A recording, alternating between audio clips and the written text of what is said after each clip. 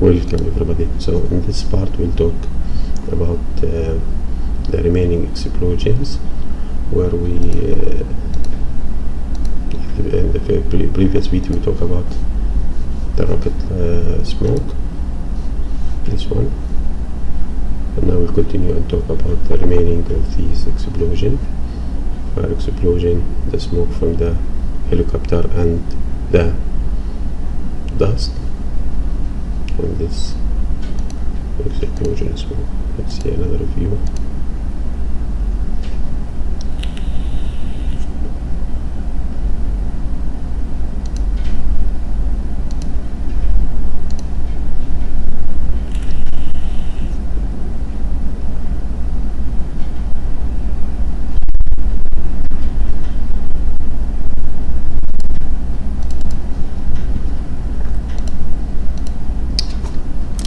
Here we'll talk about the first encounter when the rocket hit the helicopter. So we'll prepare the hit explosion right through the simulation. So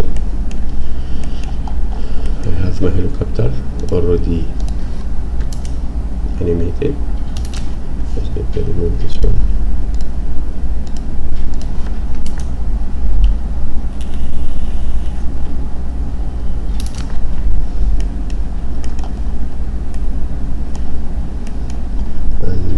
Place that we want to hit it.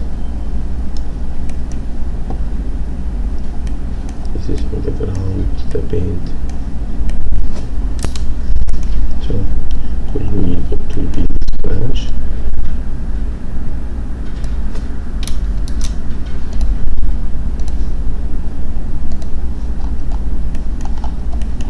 So where we want it to be hit, I created attribute paint.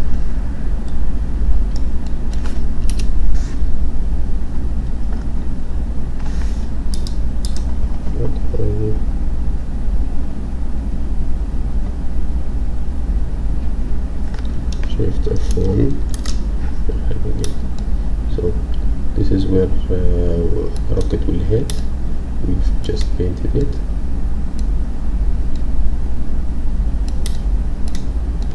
To create this mask,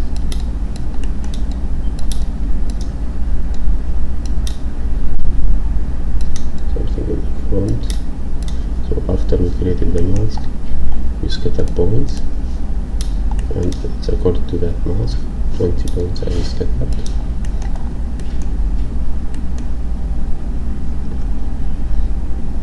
And I have two pyro source.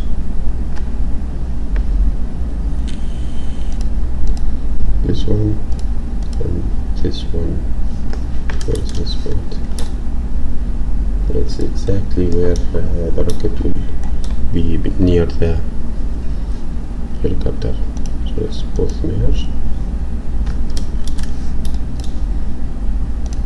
Volume rasterize, merging it for the sim.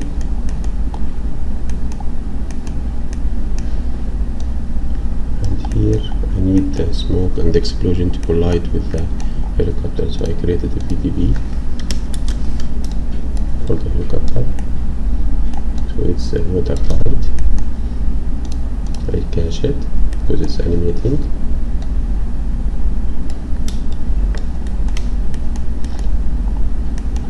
And I included it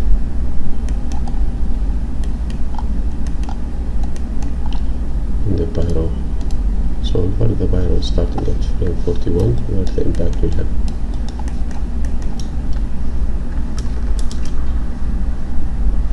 Because I disabled the simulation. So it's at 0.6, sourcing, density, trail, temperature, mainly burn, and the velocity. And it's colliding with the helicopter. Dissipation also, I played with it a little bit and increase the density smoke at maximum. It's better to have it and add if you want more smoke, and played with the shape and turbulence and some wind. After that I cache it.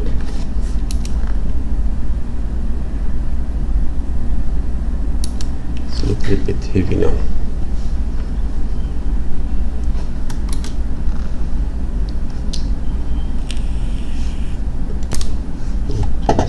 first impact.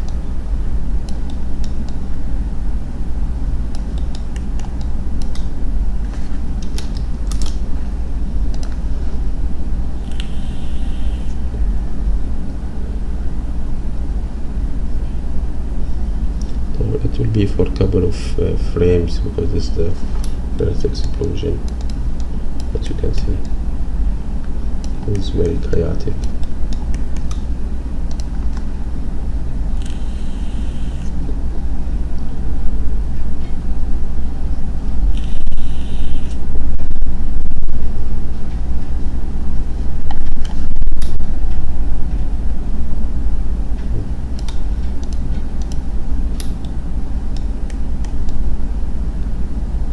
Maybe I can render it alone, separated. So this is where the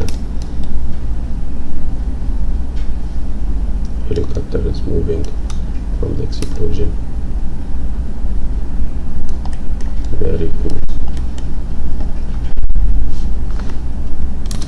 Now we will go through and talk about emitting the smoke from the helicopter after it was hit by the rocket. So we have that smoke following it, trailing behind it. So we go back up in here.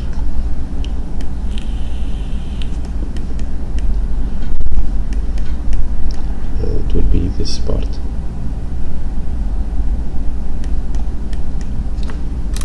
It's this part. Let me highlight it.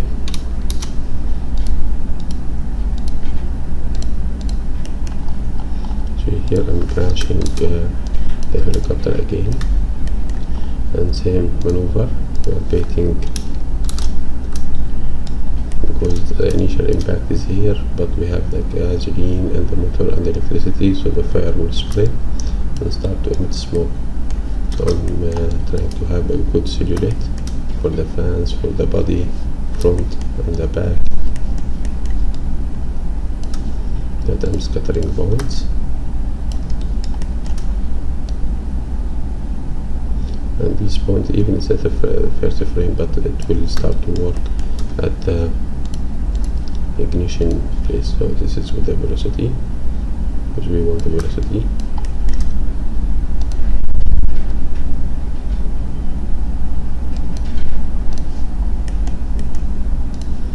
Time remap to have fill in between the frames. Same thing, VDB from particle.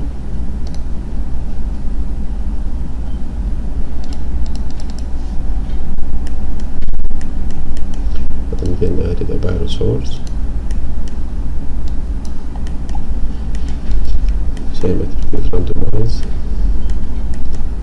and we are slicing, and we are importing also the helicopter to be effective, and the ground, because the smoke will reach the ground. And then in the pyro, same maneuver, but we are only doing density and temperature and velocity, so no smoke.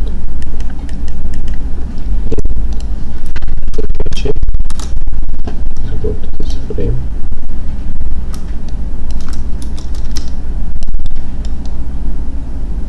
But with the distance we are okay.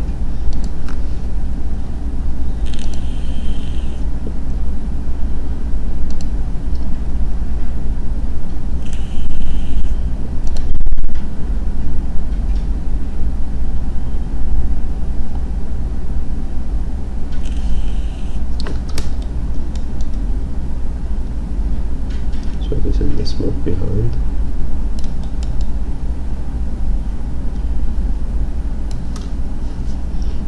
After that I added material for it, redshift material. It is also a volume, but with higher density, a little bit darker should be. And now we will move and talk about the ground smoke when the helicopter fall down to the ground and created this smoke around it. So for that one I created a circle. This is where the helicopter will fall and touch the ground.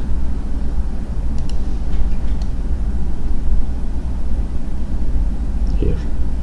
So we are in this frame. So I make it transform, so when it hit, it will expand.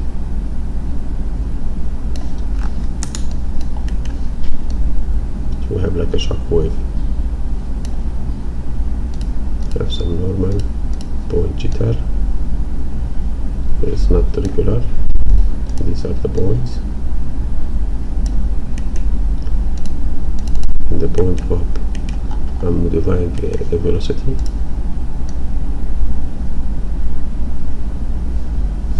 So it's looking upward and to the sides.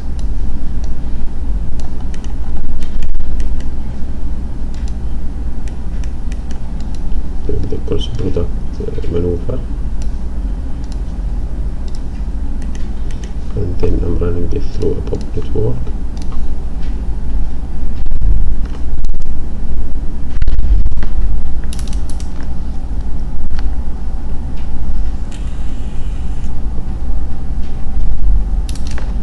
Very quick, because these are the spawning part for the particle.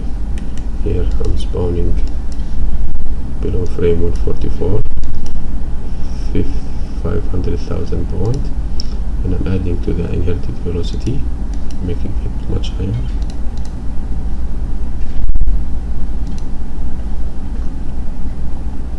Here also modifying the velocity a little bit, adding some drag and loop force, mainly upward, and I'm killing it when it touches the ground.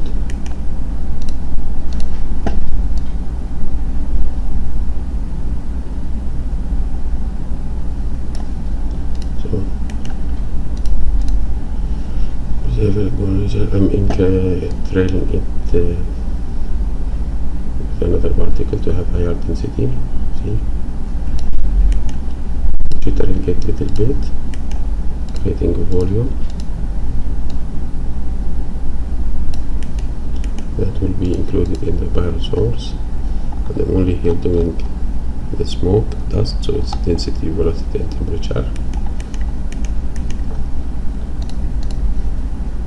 I run through the fire pyro solver, and I'm sourcing the same density and temperature and velocity, and it's reacting to the helicopter, and I'm caching it here. So we see.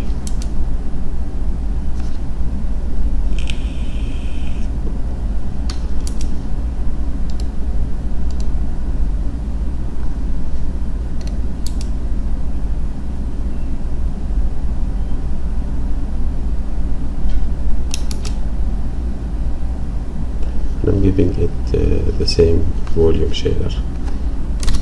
And now we will go through the ground explosion simulation, which is having the same idea, but we are adding to it the burn attribute. So we have some fire ground explosion. That's when the helicopter hit the ground. So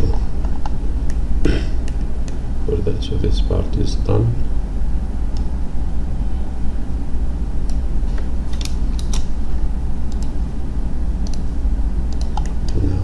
This part.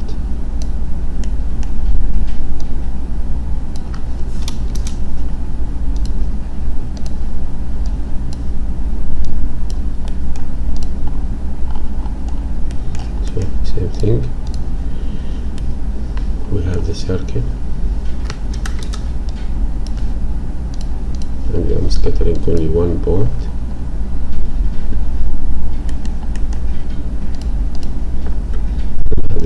Burst at frame 138. As you can see, at the time the helicopter hit. Randomizing and sourcing.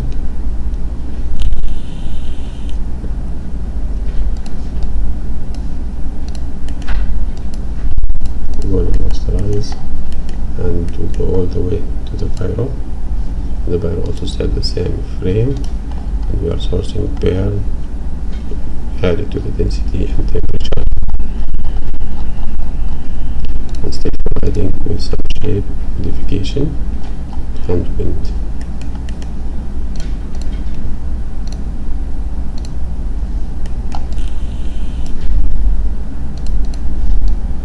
So this is where the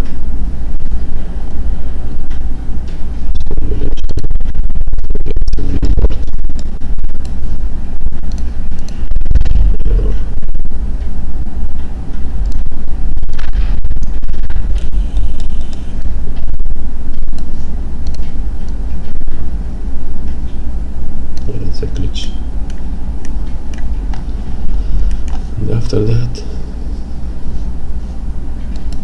there's a frame. All my nodes that need to be rendered, they have R&D, so they will be captured by the force object R&D. Also here, and I'm giving it match shadow. So here the redshift,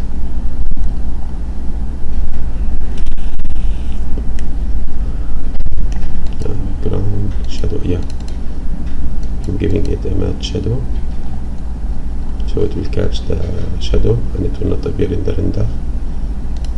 And then here the object, I'm forcing it to be a matte. So this is rendered one at a time after all the caching, and this is where we ended up.